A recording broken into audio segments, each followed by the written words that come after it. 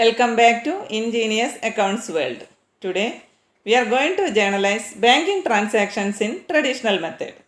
So most of the transactions which we are going to journalize today related to bank account.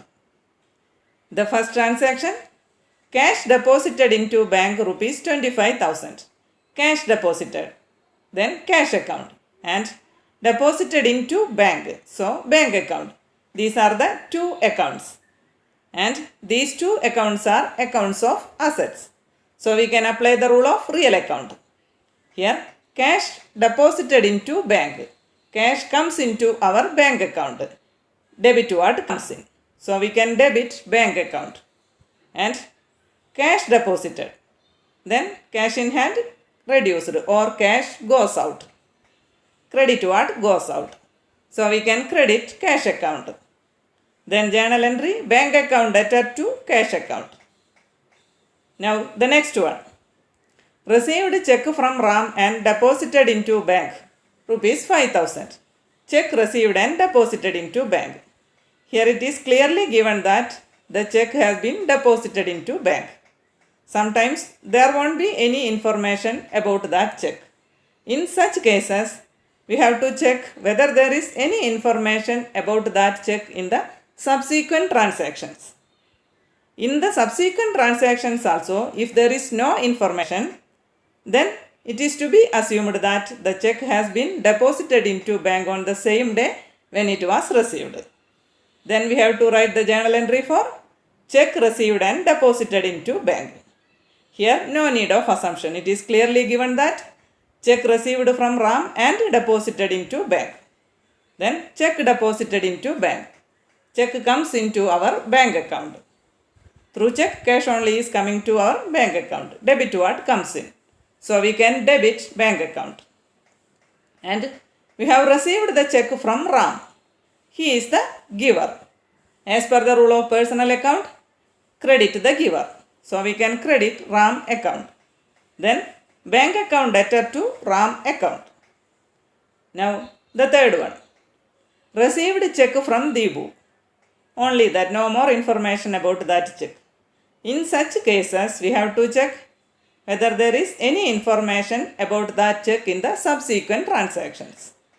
Here, in the next transaction, it is given that check from Deepu endorsed to Kiran. That means it is not deposited into bank. The check is in our hand. Check in hand. That is also an asset. Check received means check comes into the business. Debit what comes in. So we can debit check in hand account. And we have received the check from Deepu. He is the giver. Credit the giver. So we can credit Deepu account. Then journal entry check in hand account debtor to Deepu account. Here debiting check in hand is the latest practice.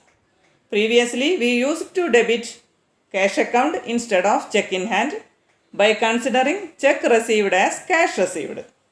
But here we are debiting check in hand account. Okay. Now the next one. Check from Deepu endorsed to Kiran. Check endorsed means transferring the right of a check to some other person. Here we have endorsed the check to Kiran. To Kiran. He is the receiver. Debit the receiver. So we can debit Kiran account. And we have endorsed the check in hand. Then check in hand goes out. Credit what goes out. So we can credit check in hand account. Then journal entry Kiran account debtor to check in hand account. Now the next one. Bank charges rupees 300. Bank charges. What is bank charges? Bank charges are the fees account holders are charged in respect of maintenance of account. Bank charges are charged directly to the customer's account and thereby reducing the bank balance. Then bank charges is an expense. As per the rule of nominal account, debit all expenses and losses. So we can debit bank charges. Then because of bank charges, our bank balance reduced or cash from bank goes out. Credit what goes out. So we can credit bank account. Then the journal entry, bank charges account debtor to bank account. Okay, now the last one. Check issued to Manu, rupees 5,000. Check issued to Manu. He is the receiver. Debit the receiver. So we can debit Manu account. And we have issued check. When we are issuing a check, our bank balance will decrease. So cash from bank goes out. Credit what goes out. So we can credit bank account. Then journal entry, Manu account debtor to bank account. Okay.